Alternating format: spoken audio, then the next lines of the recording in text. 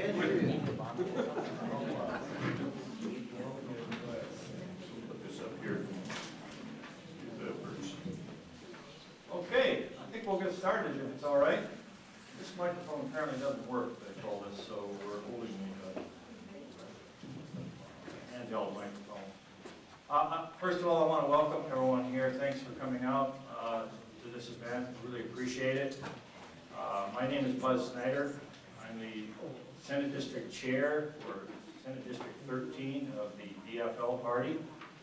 And I wanted to take this opportunity to give you a few housekeeping tips before we get started with David. Obviously, most of you have seen our food and drink in the back. We want to welcome you to have any coffee, decaf coffee. I think there's a hot apple cider there, as well as some cookies, so feel free to use that. And if you use it enough, the restrooms are right around the corner. The men's right out that door, and right next on your left up there. Also, to let you know, we have a couple types of sign-in sheets in the back. If you haven't seen them, you're welcome to sign in if you want. You're not required to. This is not a political party event, even though we're kind of hosting it as DFL. But I've got two sign-in sheets there. I guess I forgot to check that Dave is okay, but he's pretty easy going, so I think you'll. One is for the local DFL, where you can sign in if you want to be notified of future events in this next year of the off year of the election cycle. And hopefully there isn't going to be as much politicking. I assure you that if you sign in on that sheet with your contact information, it's not for the purpose of in the future of either trying to get your votes or your money, but rather it's just to notify you of other events, not like this, because there's not going to be anything like this, but comparable events involving discussions of public policy, which we hope to do in 2013 as the political temperature hopefully decreases a little bit in the off year. It's our desire locally in District 13 to try to host 4 to 6 events next year in which we bring in different voices, not just progressive, liberal, or democratic, or DFL voices, but a diverse type of exposure to you folks, where people can talk about issues of public policy in a very respectful, civil way and informative way. So if you want to be added to that, feel free to do so. Sign in back there before you leave. The other sign-in sheet I created, and again, this is not necessarily what Dave didn't know about this, but I hope he's okay with it. For those of you who are interested, and many of you I think are, in what David has been active in the last several years in mental health parity and addiction equity, I'm inviting you to sign in contact information in that. David will tell you about what he's been doing in that, what he hopes to do in the near future. But I thought, as long as we're here, I'd like to invite you to register your availability for future contacts information through David's nonprofit, or from him, or from the Mental Health Equity Coalition in the future. So that's a separate sign-in sheet if you'd like. There's also, I will say, a donation basket there. And again, this is not a fundraiser. This is not really a DFL event. And that's why we said on the little sheet of paper back there that any donations that are made tonight will go directly to defer the expenses for this event, the rent, the refreshments, and so forth. And if we get anything over those expenses, we're going to donate that to local food shelves, not into the DFL. So we hope you can, whichever way it goes, it's going to be for a good cause.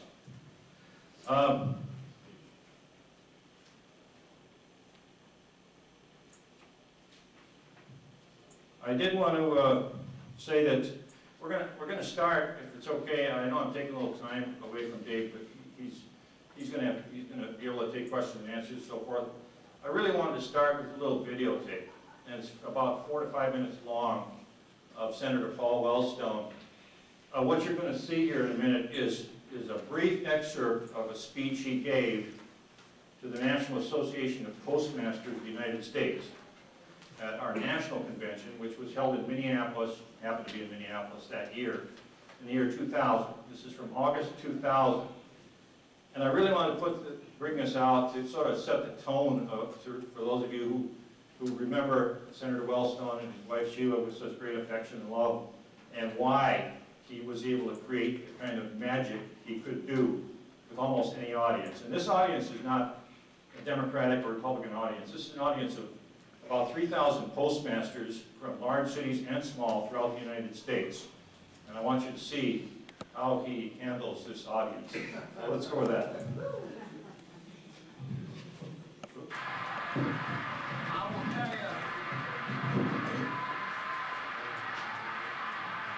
will tell you, I worry if there's one philosophy that I want to take on, and you don't have to worry about Democrat, Republican speech on my part. It isn't about that. It's about something more important. If there's one philosophy that troubles me more than any other, given my own life experience, isn't it interesting how all of us, if you think about what shapes your viewpoint, you think back through your life. It could be religion, it could be where you lived, it could be your parents, it could be some personal, crystallizing experience that happened to you that shapes the way you think. If there's one philosophy that troubles me more than any other, it's what I call the new isolationism. Not as in foreign affairs, but as in human affairs. It is a buddy, you're on your own philosophy. If you can't put food on the table, you're on your own. If you're working 19 or 20 hours, you're a dairy producer, a livestock producer, or a corn grower or wheat, and you can't make it, you're on your own. If you're elderly and you're paying half your monthly income for prescription drugs, you're on your own. If you don't have any health insurance at all because you're self-employed, or you're a small business person, or you're working for an employer that can't provide you with coverage, you're on your own.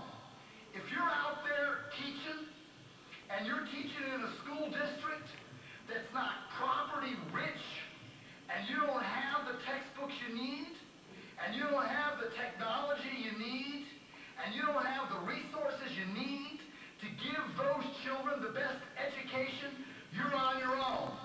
If you can't afford to go on to higher education, you're on your own. If you're toward the end of your life, I mentioned my mom and dad.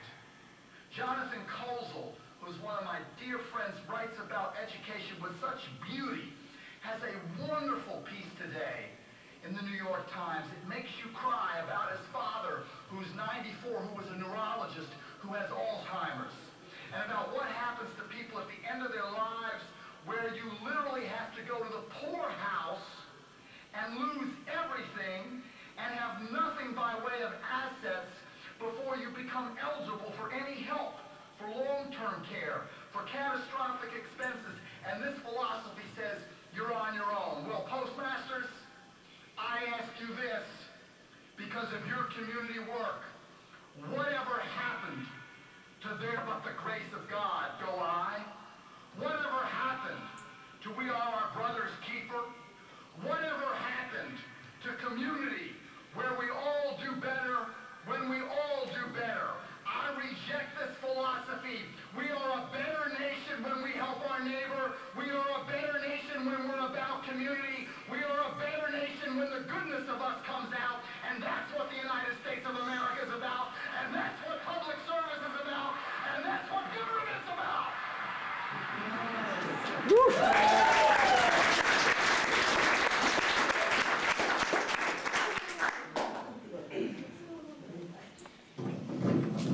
Sorry, I get chills from that.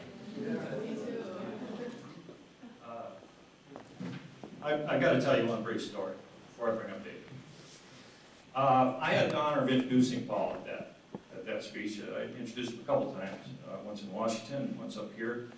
And as I told you, this is a lot of postmasters, and they came from all political philosophies in all parts of the country. And I think that year, 2000, it was right before the election, but I think the Senate, the U.S. Senate was still in control of the Republican Party. The majority leader was Trent Lott from Mississippi, a conservative. I'm sure that name rings a bell with many of you.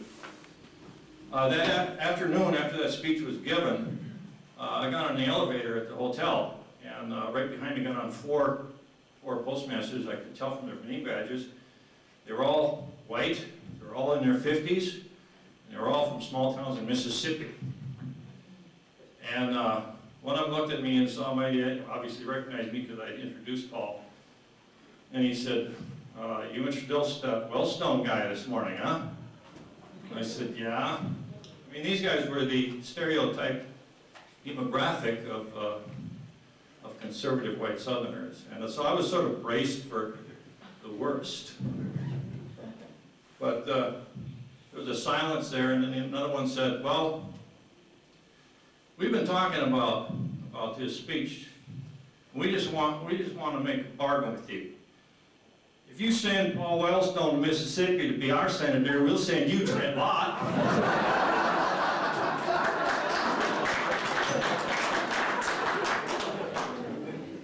Okay, I won't take up any more of your time. I'm not going to spend a lot of time introducing David because he's got a lot to say, and I think you know Dave really well. He'll tell you his story. I do want to say his book is here. Unfortunately, we couldn't get very many of them because we couldn't get them out of the warehouse fast enough. He brought up 10 copies. And I don't know how we're going to auction these off, but I'm sure at the end of the session, I have a hunch they'll go because Let's go by age, oldest first. It's a very compelling book. I urge you to read it. It is a marvelous story of a first tragedy, unbelievably shattering tragedy to David and his brother Mark, and then a story of healing and a journey to, I guess I would call it a rebirth. And it is so inspiring. I really urge you to get it either now or through the flyer that's available to you, which tells you where you can purchase it later. So with that, I'd really like to have the honor to introduce Senator Paul Wellstone and Sheila Wellstone's son. Please give a warm welcome to Dave Wellstone.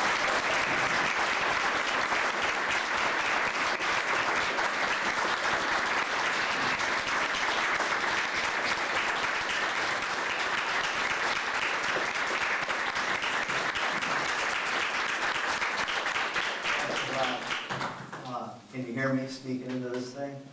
This is perfect, and I can move around a little bit. If you're not a relative of Buzz's, would you please raise your hand, because I've met a lot of them and I know he's filling the room up here. And thank you, though, seriously, Buzz.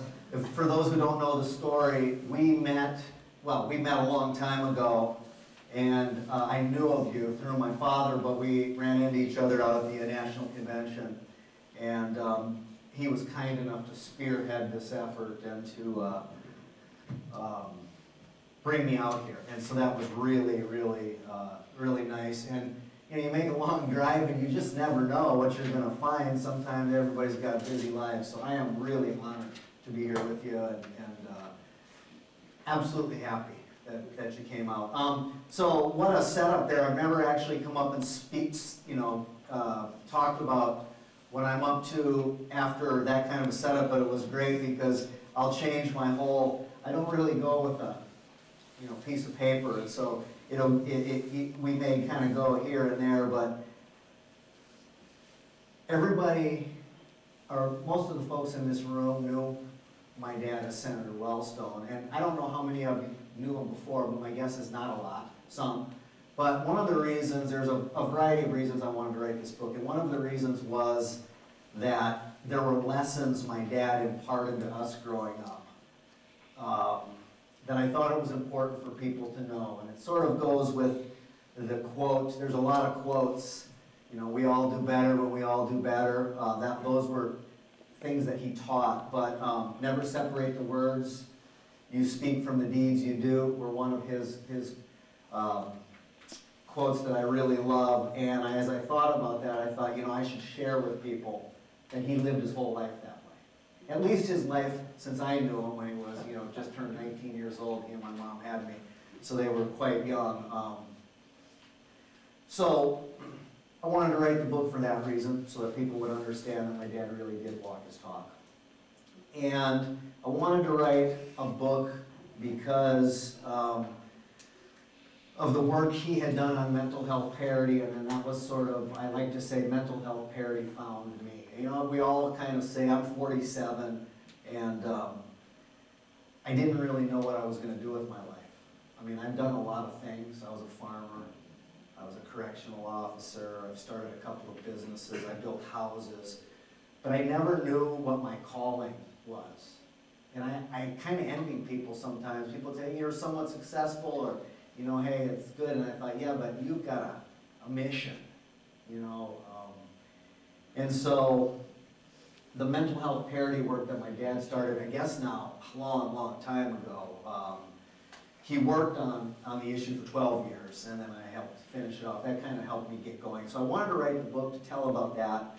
And when I was out working on that, people had said, like you mentioned, Buzz, and I hadn't thought about this, boy, you're out here working on this. It must be hard, the tragedy, but we all have tragedy, and so it's hard to kind of say, well, yours is worse than mine. It's all bad. And so I started to realize, though, people were looking at me saying, how do you carry on? And now you're working on this stuff, which must bring up things. And so if you tell that story, it might be inspirational. And so I thought, well, there's another reason to think about writing a book. So yeah, you're right. I wrote this book, and I'm not out actually selling it. That's not what I'm doing. I don't care so much about book sales. I care about launching into this new mental health parity work mostly. But if you are interested in it, yes, we only had 10 copies. We've been really blessed to crank them out here in the Twin Cities. They've been hopping out of the bookstores, but online, or through here, Amazon, you can get them. So I'll tell you a few stories, and I'll talk a little bit about the book, but story-wise. So when I was growing up, I remember wanting to get a haircut, and because everybody had haircuts, but I had kind of long hair and real big buck teeth, and I was a short kid. So all those three things together, you wanted to be a little bit more normal. And so, I came home and I said, all the kids in the neighborhood got a haircut. I'm looking for a haircut. My dad said, you don't need a haircut. And I said, well, yeah, I really want a haircut, and I'd like to get it real short down at Mr. Benson's. He was the local barber in Northfield on Main Street. And my dad said, no, you don't need a haircut, Everyone else has their haircut short. Why don't you be a little different?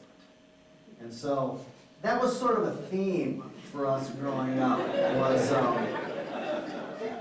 the theme was this: you don't have to go along with what everybody's doing. So my dad would haul me into school board meetings, and I was real young, and I don't even know. I think at that point in time, I don't think, he didn't have a kid in school. I mean, I met him in an elementary school, but he would be at high school. School board meetings deal with high school issues, and he would jump up. And I can remember somebody saying, you're out of order, and he'd say, no, what's out of order is what's going on here.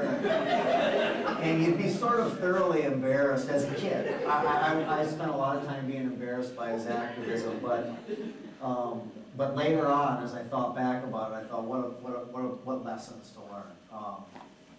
And he always had the same mantra. I'm like, why are we here? I'm not in high school, and you're worrying about whatever the issue was. And he said, well, because it's not just their issue, it's our issue.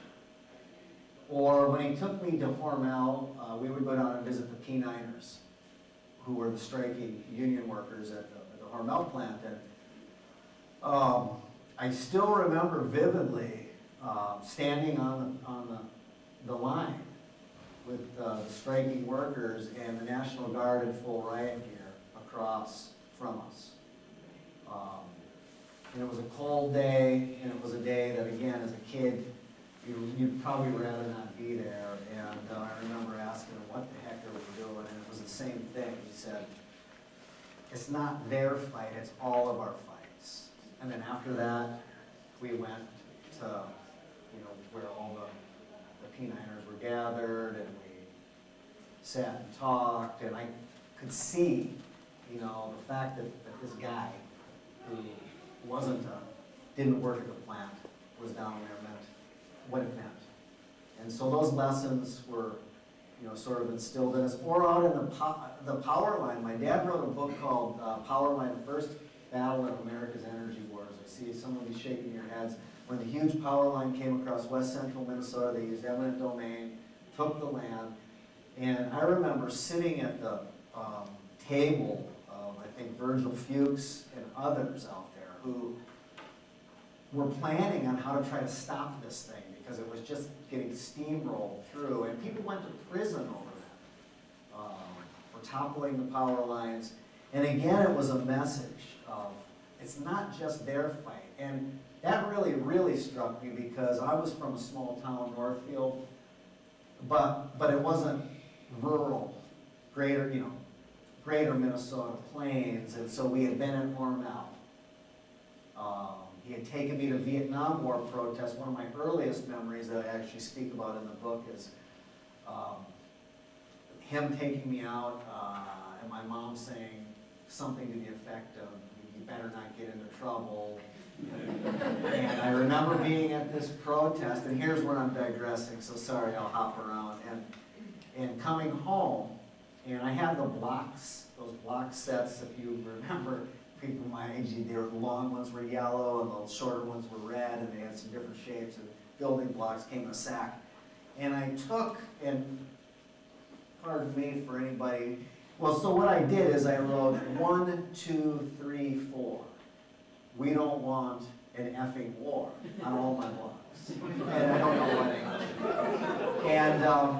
And so, and I can still remember to this day my mom calling my dad down the steps. Of course, after telling him don't get in trouble, and I do remember us sort of running. I don't know if the police broke up that I don't really remember exactly, but he kind of was chuckling as he said, "You can't write on your blocks. You don't need to erase that, but no more writing on blocks."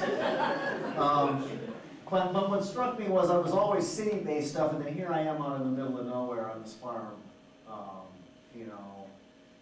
and more worried about being hungry because we hadn't eaten, and my dad saying, these are the real important things. And so, really, and here's my commentary. As I look today, my kids are 21 and 18, and I do think that that's kind of one of those things that you don't see as much. And maybe it's just because, but I didn't see it as much as this dad or parents like my dad was, who was just leading by example in the face of embarrassment. I mean, he stuck out in our town of North. He stuck out, and not necessarily in a bad way. And then certainly later, he was a hero. When I go back down there now, it's really interesting to see some of the folks that, you knew kind of this wild man running around these parades, liberal, blah, blah, blah. But, through the hard work and the perseverance, he became a hero. So for me, after losing my parents and my sister, my journey took me out to California just because I couldn't. I'm Paul Wellstone Jr., I go by Dave, and no matter where you went in this state, it was too much. And so I moved away and raised my kids and worked, hadn't found my calling. And then I got a call from a woman by the name of Ellen Garrity, who worked for my father on mental health. Let me back up a second here. I'll set this up for you. This is what really got me involved in this mental health work, and this is just my passion, and this is what I'm going to be doing and am doing. But at the memorial service, there was President Clinton and a lot of, maybe half the Senate was there, and the Senate Majority Leader was Bill Frist at the time. And I can remember everybody saying to me, and I knew about the mental health stuff, but I didn't know so intimately that like, all the details. But everyone's coming up to me and saying, we're going to pass mental health parity bill, and it's going to be Paul Lovell. We're going to talk, raise up and say his name on the floor of the Senate, and this is what we're going to do, we promise. And so it was one of those lessons that I learned. I'm speaking down because I can hear that it's better if I look down. It was one of the lessons, a hard lesson that I had to learn, which I didn't think people could look you in the eye, basically at a funeral for your parents and sister, and then, not follow through would be a kind way to say it. And so I thought, geez, this is going to be great. This will be this bill. This is what my dad really, this was this is, of all the things, listen, we heard it here. All those issues, the mental health and addiction was one of his top sort of issues. And so it didn't get passed. And things just happened, and we won't go into that. There's a lot of reasons, but it didn't pass. Fast forward a couple of years, I'm at my little organic farm in the hills. I get a call. There's a bill that's called, they're calling it, or want to call it the Paul Wellstone Mental Health Parity Bill. The Senate had written it, Senator Kennedy and all the groups had signed off. And this woman, Ellen Garrity, said, Dave, it is the worst bill you've ever seen. Your dad would absolutely go crazy. And so that was the day, I couldn't tell you the date. That was the day that the anger reared up in me a little bit, remembering these promises, and I said, the heck with this. This isn't going to happen. And so I called Senator Kennedy's office and got through, and said, I'm going to not allow the name to go on the bill. We're not going to let you guys feel good. Feel like you did this, but you kind of have this watered down junky bill that's in name only. So, got involved, started to do this fight, and we were able to craft with Jim Ramstead and Patrick Kennedy a bill that my dad originally had written, which is now the Paul Wellstone Mental Health Addiction Equity Act. Passed it 3 years ago. It was, for me, it re-engaged me in life every other week, flying to DC. It was great for me. It was great to get it passed. But then we didn't get the rules and regulations in place, which I didn't know. I thought, you pass a bill, everybody says hurrah, you head home, and you think it's gonna, so again, steep learning curve for me. That didn't happen, but now it's going to. We're gonna get that done here in the next 3 weeks, or the next 3 months. So, first you have to have an election, because it's hard to get rules and regs passed. I realize when it's an election year, because it just, there's the appearance of somehow maybe killing jobs, which just, it really was hard for me. But so I got involved and started to work on that, and my kids went off to college. My daughter is a senior, my son a freshman, and I decided I was going to come back here home. This always felt like home, but when I used to come back, it was hard for me. I'd see the bumper stickers and T-shirts and signs, and it was not that easy. And so now, I'm thinking to myself, I hope you actually care. I'm thinking, well, why do you care? But now I'm embracing it. So I'm embracing sort of what my mom and dad worked for, and the way I can make sense of what happened is to try to carry on that work that they did. And so for my mom, it's the domestic violence and the trafficking of women, because we lost a huge proponent, a huge advocate, a leader in that. And then on my dad, it's the mental health.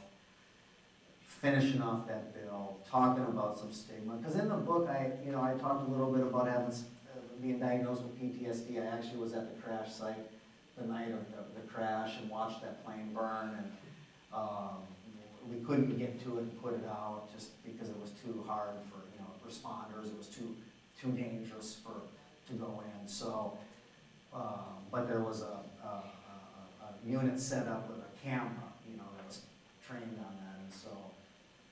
that's one of the things that took me a while to get that sort of waking memory out of my head. And so, I talk a little bit about that, my story in depression, and then I was at this NAMI walk when I got back here. And Ken Barlow, the meteorologist here in the St. Cloud market. St. Cloud is the Twin Cities market for TV. I think he's KSTP now. He was KARE 11 back when I was long ago. Ken Barlow introduced me, and he said, hey, I have bipolar 1 to the crowd. It was a courageous, absolutely courageous move.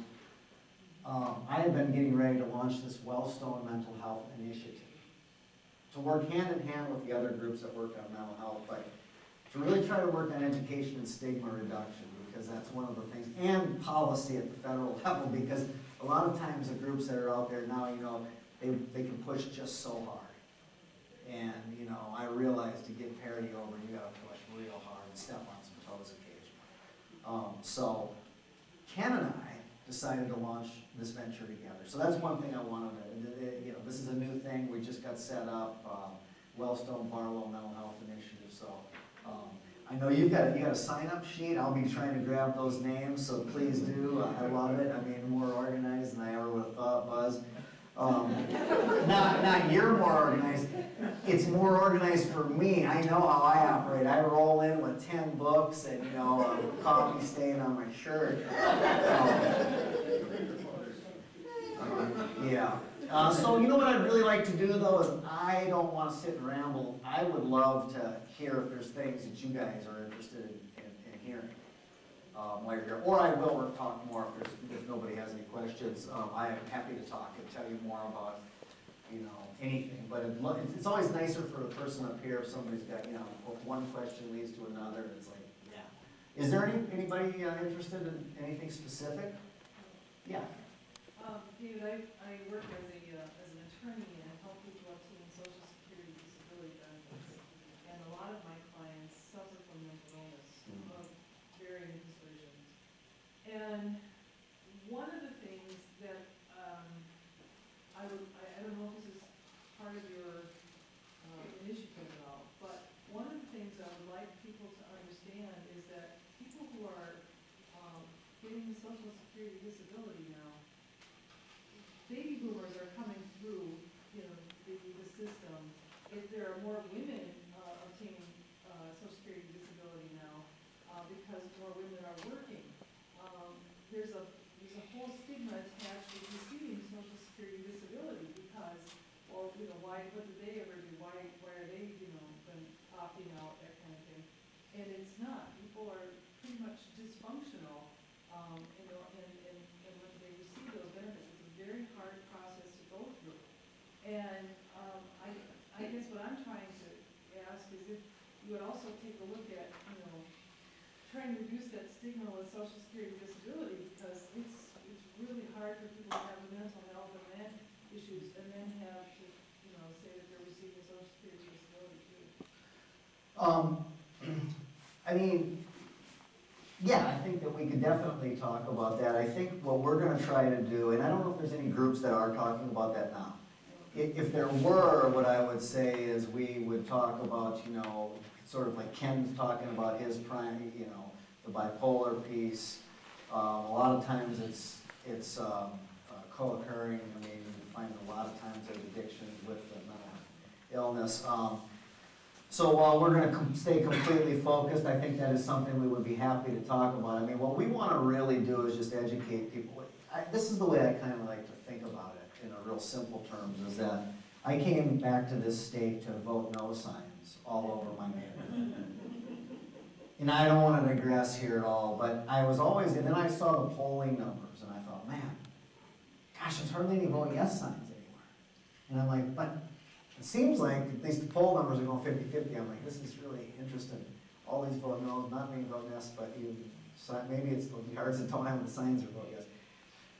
But I thought to myself, when I left this state 9 years ago, we had never seen that. No one would have even thought about putting one in their yard because, it's like, yeah, I might, but I don't know.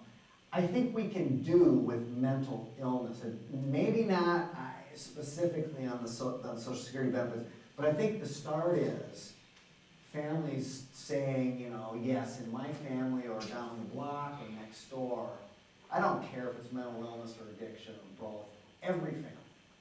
And so I think, and I know I'm stepping around your question, what we really want to do is to say it's okay to talk about this. Because even in my family, maybe it's, but even in my family, you know, my uncle, who, it's kind of that person, you know, over here that suffers, and you know, that's just the way it seems to be. And so we need to change that. And I think that's one of the things we really want to work on. And the beauty is that there's a lot of groups doing good stuff that we don't want to reinvent the wheel. We just want to use our position for the community, you know, to say, hey, let's have a movement around it. It's really what we need, a movement. Yeah, I have another question, and that is, I think we need some place, some, I don't want to say institution, but, and I know that Minnesota's deinstitutionalized, but there are times people who are mentally ill just need a place to go, because otherwise they're going to be homeless. And I don't want, I hate seeing people pile out from under the East St. Germain Bridge, with a blanket wrapped around them. I mean, you know, we've got to do something different. I mean, I understand the deinstitutionalization, but I also know that we've got to have some places for people to go.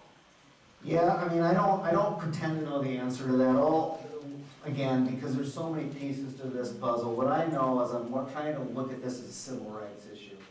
So I think on the side of telling our stories, okay, I mean, yes, and I think what you got to do, what you're talking about is talking to, this is legislator driven, right? This is talking to, and probably NAMI and other groups that are, you know, at the state level pushing hard. I think then, you know, we've got vets returning, 60% of which aren't covered under the VA. We've got the ACA, which is going to kick in. We're going to have a huge use of the system. 25% more people utilizing the system. So I think you are right. We need to really get ready. I don't pretend to be the expert on that. You know, I kind of know my limitations. What I do know is I'm a heck of an advocate. And I can advocate at a level where I can get Harry Reid and to say, we have to make this happen. So I just go with my skill set. But, and then there's others that are experts. Yes? Well, my father had bipolar, and I just know in our family there's a lot of anxiety, depression, probably some bipolar. And what can I do as far as taking the stigma away? I mean, even there's my brothers and sisters, some of them, they just are in denial. Yeah, I mean, I think really being able to talk about it. So, you know, really being able to talk about it, because oftentimes what we found is, you know, like Ken, for instance, was 5 years diagnosed, and it was so hard to hide it. You know, and his family to hide it, and then now to come out. So to be able to talk to friends and neighbors, to be able to connect up with others, and there's other groups, and again, there's organizations out there like NAMI and others. We're going to try to come out and do events. You know what I mean? Events where we're out, and you know, just say, come on, let's support this. We know that, and to try to get a groundswell of support from folks. So I would just say starting to talk about the issue, and you know, it is one of the keys. And again, I don't claim to be, there's others in the field and there's other organizations that help you individually when you're dealing with it. The way we can work together though is as we're pushing this legislation, like we need to get the final rule and regulation. So if you sign up, for instance, I might go to Washington and have all these meetings lined up, and then get a meeting lined up with maybe the vice president, and then we need you to be sending in at the same time, saying, I'm working with Dave and Ken, and this is in my family, and I support it. And then we build this grass so everyone does their little piece. Now it's 5,000 people doing it right here at this level. Since I have this access and unique, I'm up here, and together we're all working. See, one thing I found, and I'd be interested in your thought, when I was working on mental health parity, one of the things that frustrated me the most is a million groups, or a lot of groups, working on it. I mean, Glenn Close set up an organization because it's bipolar. And I heard that Linda Carter, Wonder Woman, got a permit for the mall next year, 150,000 people do a march with addiction. And I'm like, well, why don't we all know what the heck's going on here? You know, everyone's doing their own darn thing and no one knows whatever. It's like, hey, it's one of those lessons my dad taught, is you've got to be focused and together. And so that's one of the real big pieces. I can't say I am a super expert and drill down on these certain issues, but I can touch all these other groups and bring them together and say, here's the prize here, let's do this in a concerted effort. That's the thing I think we can do. And so could work with you on that. Yeah. Is your new organization using the computer to tie these groups together?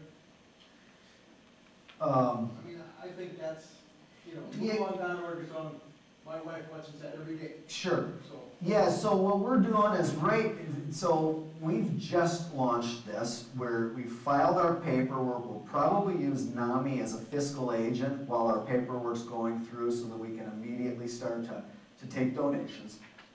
The unique thing is we're going after donations of people that I'm going after folks I know. And, you know, so it's interesting, we're building a different kind of pool. Like, I don't really know where you go raise money in the mental health community. I know where you go raise money in politics and business, you know, let's go, come on, help. So, yeah, we'll use the computer. I'm not a computer guy, but there'll be people, we'll be, just like Wellstone Action, which is kind of the model I'm using, we have C3, C4, so we can be very political if people don't need the tax deductible piece. We'll have it into the C4, and that's what I want to do, because groups like NAMI work very well and very hard, but they can't push super hard at the federal level. I hear they've got it kind of wrapped up, but but we'll have smarter people than me on the computer linking. What I'm doing is visiting and talking. I'm out shaking hands, saying we want to work with you. Don't worry, we're not going to step on your toes. Which is, you know, you have to be. People are, you know, we're going to work in collaboration. So, yeah. just one of the things that I applaud you for sharing, as well as Ken Harlow, is the biggest thing that we can all do in terms of parity and whatnot is to put a voice to recovery. Because, you know, I've been working in the treatment field for 34 years, and one of the things we taught people too well over the years is they get into treatment and then go out there and anonymously get back in. And so then people don't know who's in recovery. They only see people who are struggling. And we need to put more of a face to recovery to say that it does work and that people do get well. And then they can connect up with other people who are also doing well so that they can feel like they're not alone. And we just can't say enough about that. You all heard what he said. It's the truth, and here's what I can tell you. So it's absolutely the truth, and it's not easy. It is not easy for people. For me, just the depression piece that I talked about in the book, not opening mail right after the crash, I didn't open my mail for about a month. And it's kind of embarrassing, right? You sit up here, I can feel myself getting embarrassed now as I'm going to tell you this little story, but it is in the book. But this is what I'm talking about, because it's not easy, but you got to do it. You know, I watched somebody go shut the damn water off by the street. I watched the truck pull up. I had the money to pay my bill, but I didn't care. I got a knock on the door. We're going to foreclose your house. Man, I better start figuring out I better, you know, dig this stuff out of the whatever I was throwing my mail into. I mean, so, but it's not easy to admit that stuff, but you've got to, and that's the thing, is because I think if all we see is the face of folks that are struggling and not in recovery, which is typically what we see, you're right. And that's the other thing I think, is that myself, because you know, folks know who I am generally, sometimes here and Ken, that's what we really want to do, is to say, okay, you know, here we are, two guys that have suffered bipolar, you know, PTSD, doing good things in the community, or, you know, and so please tell your story as well. I think that can be pretty powerful when you lead by example like that. I appreciate you saying that. Yeah. Do you network with the vets hospitals with, You know, anyway, with their mental health program? I mean, I've been working on veterans issues a little bit, but again, as we get cranked up, what I think is gonna end up happening is, yes, we want to be working on those issues, but I think the best way I can be of help, because there's other groups that we can, you know, what we'd like to be able to do is if people come to us, we'll say, here you go. Here's people that are, but with respect to, that's the key thing against. The focus for me is this rule and regulation on mental health parity. So what it means is, right now, insurance companies have got to cover you if they offer a physical benefit and if they offer a mental health benefit, it's got to be equal to their physical benefit. They can't give you higher copay, higher deductible, cap your visits, etc. The kind of tricks they used to use. But if they don't comply, there's no teeth to the law right now. So they aren't complying. They're kind of thumbing their nose at it and saying, well, until we see the final rule, this is my own opinion, they're saving money. They're like, we don't want to spend anything on these guys, because we know we're going to have to. So that is the most important thing that I can do, because it's the Paul Wellstone Mental Health Addiction Equity Act, because I'm known for fighting for that thing and got a bunch of, you know, accolades for doing that. I'm going to finish that off. That will help a ton of these vets coming back. Then I think, yes, turn some focus to what's next, but probably because I may have a little ADD that's undiagnosed, because I was of that generation. You see I move around a lot. I'm wholly reminded of being focused. So get that rule and reg done. Tell the story, and then move out to the next pieces. But vets are going to be, it's huge. I mean, and it's important to me. It was hugely important to my dad, and so. Yeah.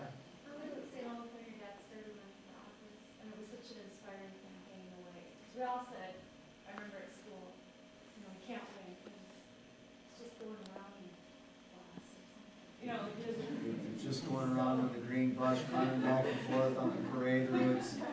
I mean, and accepting people like Kurt Frank as his friends early on in the campaigns. How are you going to win an election like that? Yeah, you know what? Well, so I was a townie. I was a townie. The Northfield, you know, there's the townies and the Carlton, the St. Olaf side. You know, lightning struck. Obviously, we know that my dad won that first race, but here's what, and then he became a force. And it was the passion. It was the passion and the commitment, and that's the key for any of us, right? If you feel passionate about something, if you believe in it, if it's the right thing to do, you pick issues like, I mean, that's why he worked across the aisle. That's why right now I don't know how he would have been able to do, how he would have been, you know, because he could find Orrin Hatch or Pete Domenici or on trafficking of women, Sam Brownback, the most diametrically opposed, but he's figured out some issue to work with him on, and then they can work together. You just don't see that now, so, but yeah. Thank you. so we need someone in back. We have a seat in the House of Representatives in this region. Oh, you guys do? It seems that you don't even have to live here.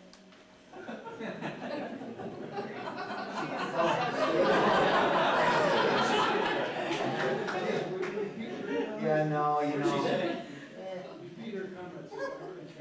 I think she was making a crack about an open seat and carpet bagging or something.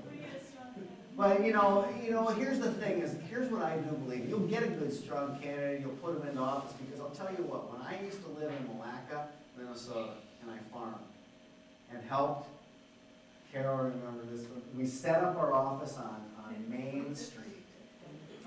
What was the address? 25th and Division. 25th, not Main Street, Division, 25th and Division. It was a coup. Back then, you know,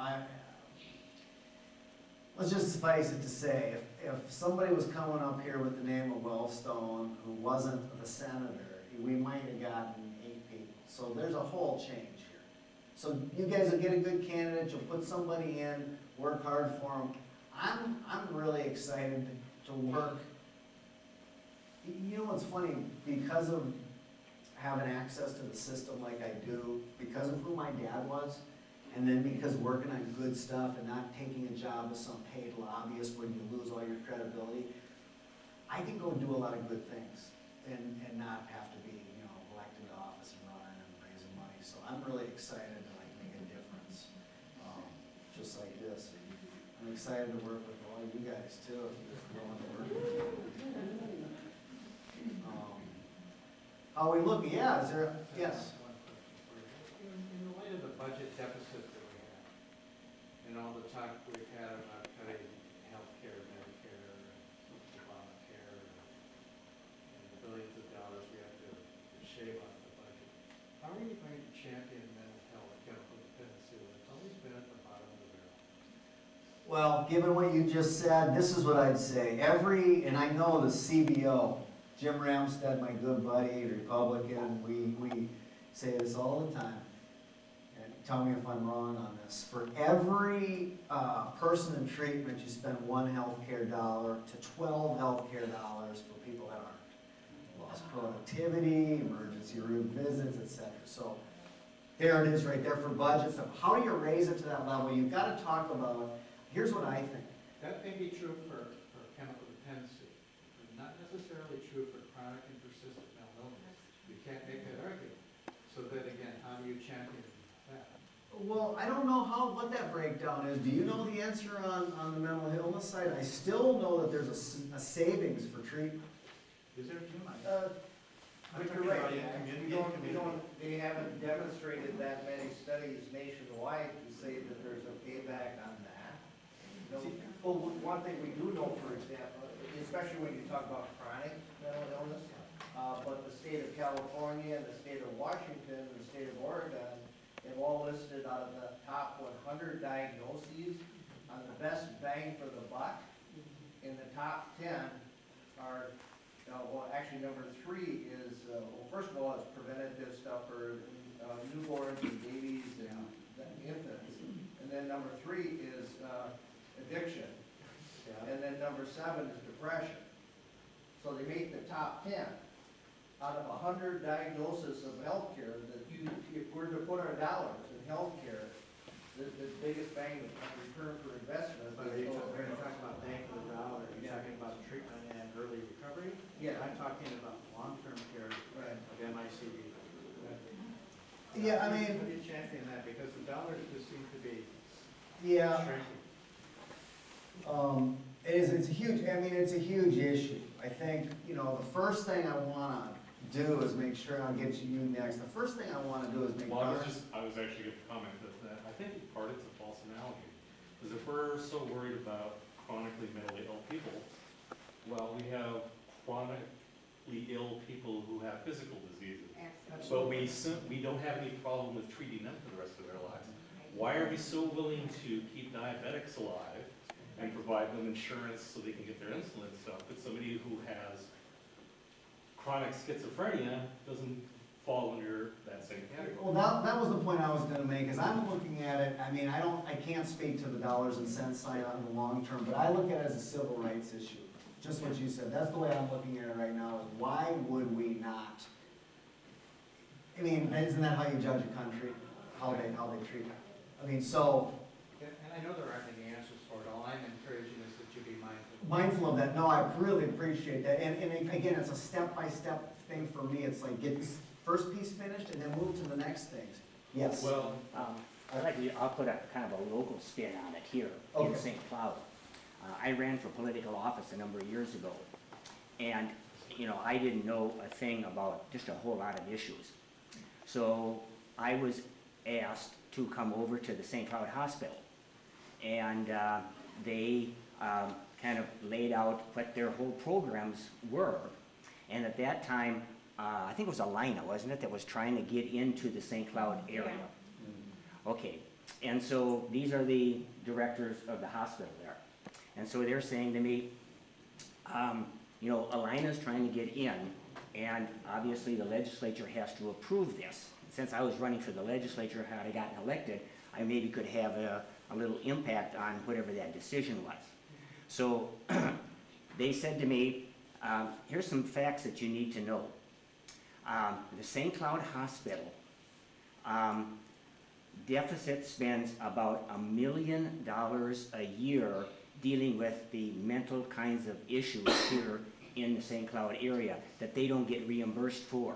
In other words, we subsidize the mental health in this particular area to the tune of about $1 million. Now, if Alina comes in and they would start taking away, some of the kinds of medical things that we offer here, then that might impact the bottom line for us.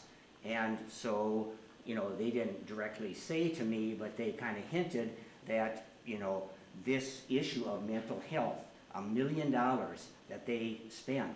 So, that's the political spin, and this is the St. Cloud area. And so if you're going to address it at a larger level, then, money is going to be an issue for these hospitals, and then, how are they reimbursed for those particular costs, over and above, and obviously Alina never got in here. I don't know, this is a few years ago, I don't know exactly what the situation is now, but I'm assuming that, they're probably still subsidizing, that particular issue here to that tune of money, and so for the hospitals, they're looking at it. What? So you know, but Yeah. part of that is just, there is not adequate reimbursement for the kind of quality of people that you need for psychiatry and some of that kind of stuff. I mean, that is the real challenge. Yeah, absolutely, and there's, right, and that is, yeah, no, you're right about that.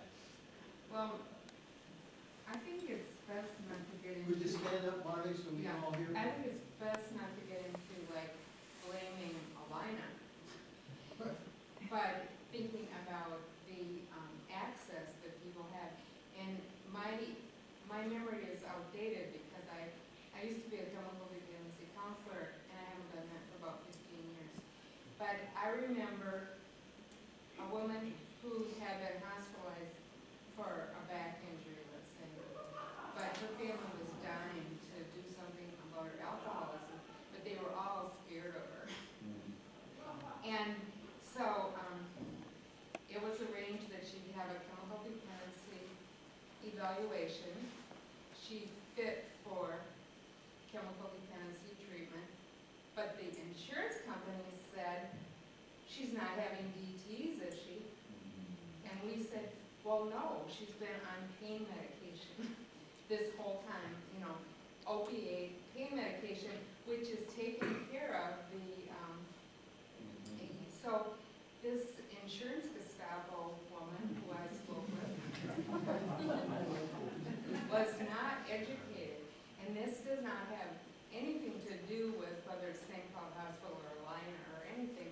It's about insurance companies who want to, I think they get bonuses for not letting people take advantage of their health care.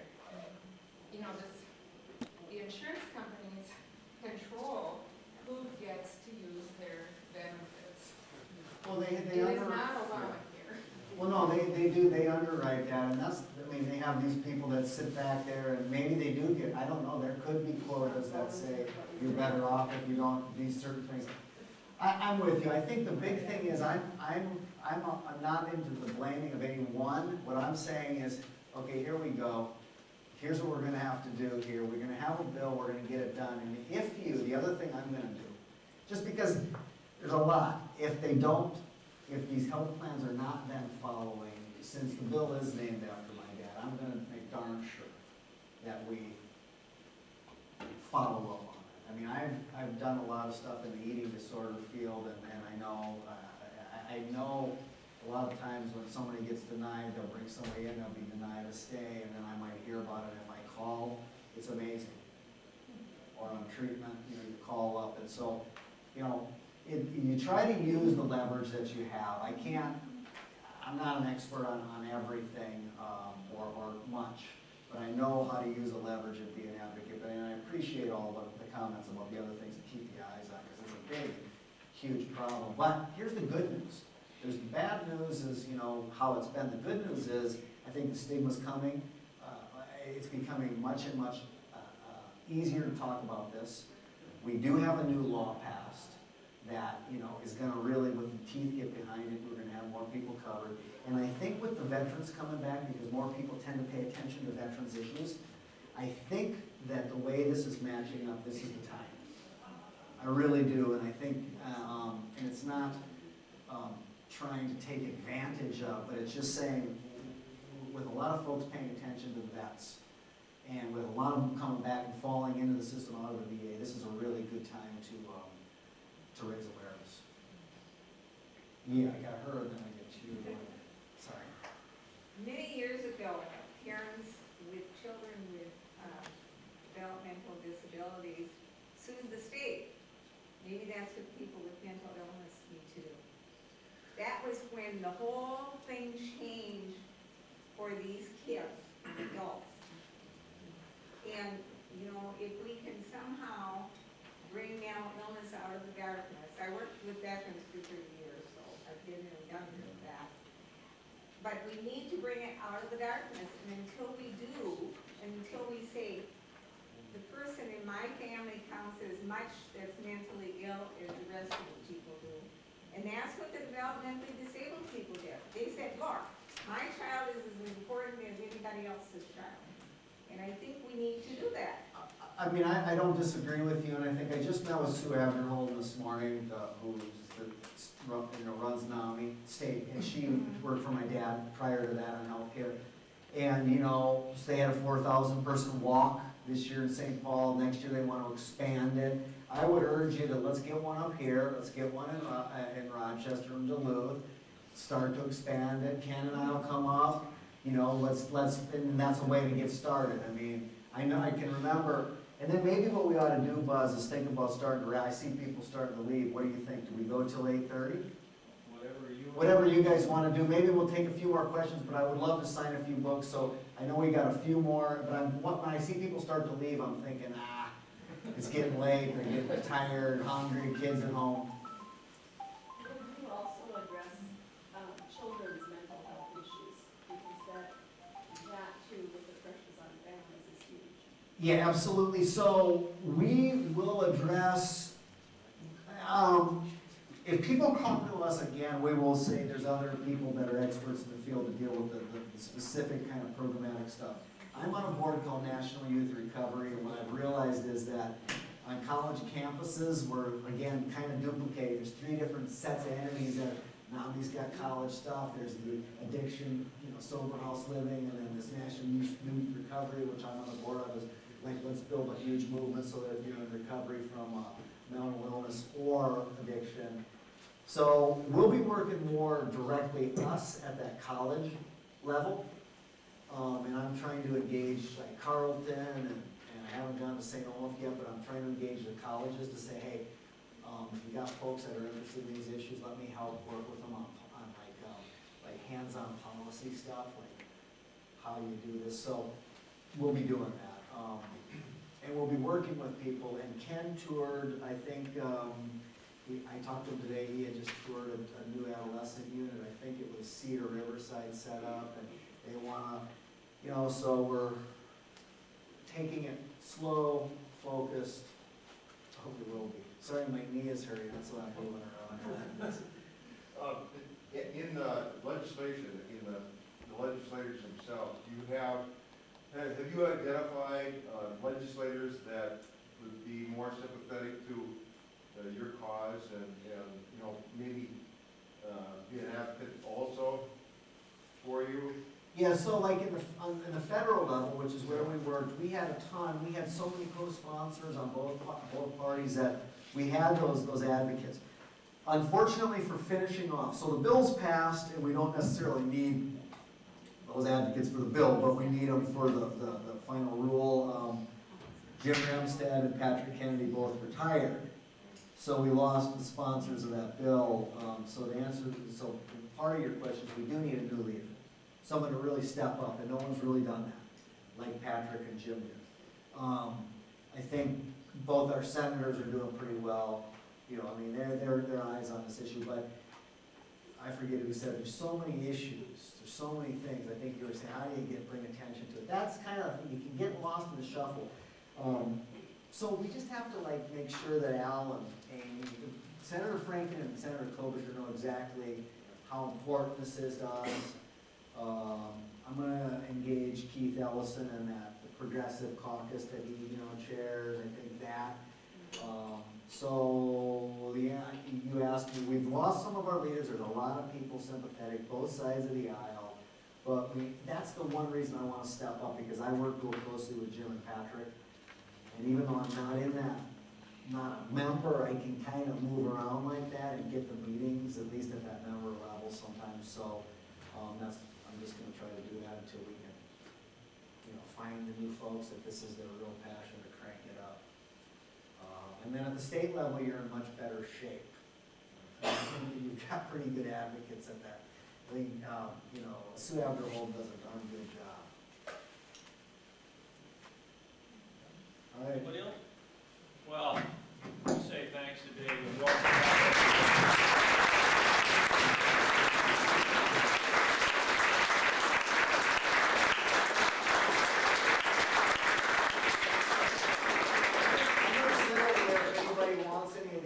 I'd be happy to sign them and answer any other questions. Yeah, thank you.